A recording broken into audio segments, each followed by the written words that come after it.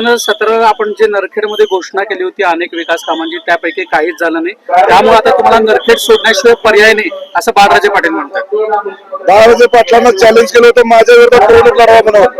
तुम्हाला असं म्हटलं होतं की तुम्ही अनगर सोडा, मी नरखेड सोडतो. तुम्ही एवढे मोठे कारखानदार आहात, खानदानी पाटील आहात, 3-3, 4-4 पिढ्याची तुमच्याकडे आमदारकी आहे, 40 वर्ष तुमच्याकडे सत्ता आहे, अख्ख्या मोहोळ तालुक्याचे मालक म्हणून घेता. मग मोहोळ तालुक्याच्या दक्षिण भागामध्ये जाऊन माझ्यासारख्या सामान्य शेतकऱ्याच्या मुलाच्या विरोधात निवडणूक लढवण्याचं धाडस तुम्ही दाखवलं नाही. पोरांनी नाही ते नाही, बापान तर धाडस दाखव म्हटलं होतं, बापाने धाडस दाखवलं नाही. याचा अर्थ हे पळकुटे आहेत. हे निवडणूक लढवायला का घाबरतात? कारण यांना माहित आहे की ते स्वतः जरी माझ्या विरोधात उभारले तरी त्यांचा पराभव होणार आहे आणि त्यामुळे पराभवाला घाबरून त्यांनी उमेदवारी अर्ज माझ्या विरोधात भरलेला नाही. आम्ही संबंध तालुका नजरेसमोर ठेवून काम करतो. फक्त नरखेड आणि नरखेडचा भाग असा संकुचित विचार करत नाही. त्यांनी फक्त संकुचित विचार केला, त्यांनी फक्त अनगरण त्यांचा भाग असा संकुचित विचार केला, म्हणून तो भाग सोडून मोहोळच्या दुसऱ्या भागात जाऊन त्यांना निवडणूक लढवण्याचं धाडस झालेलं नाही. तालुक्यात 6 तारखेला सगळीकडे कमळ दिसेल असं देखील त्यांनी म्हटलेलं आहे. आता आजची अर्ज भरायला गर्दी बघितली, 10,000पेक्षा जास्त जनसमुदाय आमचा अर्ज भरण्याच्या करता आज एकवटला होता. त्यामुळे मोहोळ तालुक्याचा पाठिंबा हा कुणाच्या बाजूने आहे हे आजच स्पष्ट झालेला आहे. 10 तारखेला कमळ हे गायब झालेलं दिसत. सगळे पक्षी नेते एकत्रित येत असताना उमेश पाटील मात्र ते स्वतःचाही फॉर्म भरतायत, भावाचाही फॉर्म भरताना आपल्याला दिसत. कुठेतरी परिवाराचे 2-2 फॉर्म एकाच परिवाराचे वेगवेगळ्या पक्षात, ते त्यांच्याकडे माणसंच नाहीत ना, त्यामुळं मग ते असं. आणि सगळीकडे आपली दुकानदार चालली पाहिजे.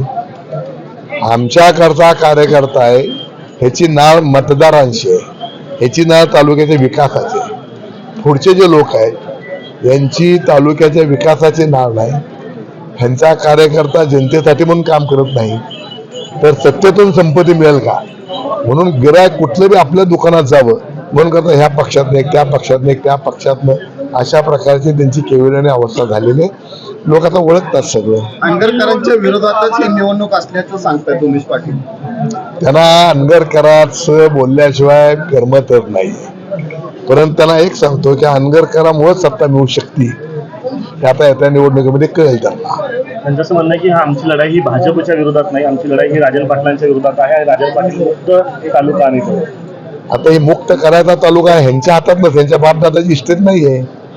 तालुका कोणाच्या हातात द्यायचा, मुक्त करायचा ही जनता ठरवत असते. त्यामुळे जनता ठरवल.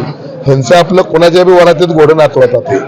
ह्यांना स्वतःला एवढे लोक गोळा करा म्हणावं, मी त्याला बिनोद निवडून देतो. त्यांचा असं पण 2017च्या निवडणुकीत बाळराजे असतील जेडपीसाठी होते, पंचायत समितीसाठी अजिंक्य राणा होते. यावेळेस परिवारातलं कोण नाही. अहो, हा आमचा भारतीय जनता पक्ष म्हणजे लोकनेते परिवार आहे. आम्ही या भारतीय जनता पक्षामधला प्रत्येक कार्यकर्ता हा आमच्या कुटुंबातला आमचा सहकारी असा आम्ही समजतो. त्यामुळे बाळराजे पाटलांवर जेवढा माझा विश्वास असेल किंवा त्याच्याकडे जेवढं माझं लक्ष असेल त्याच्यापेक्षा किंबहुना थोडं जास्त लक्ष या तालुक्यातल्या आमच्या कार्यकर्त्यावर असेल.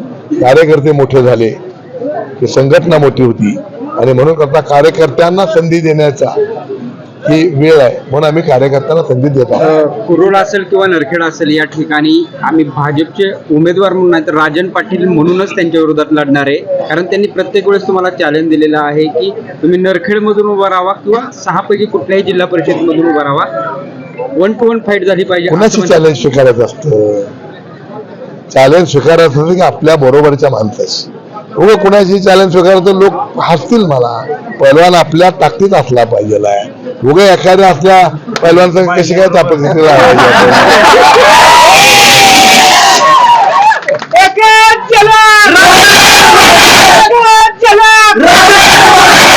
त्यामुळे कुस्ती करायची असती ती आम्ही पहिलवान बघून करायची असती.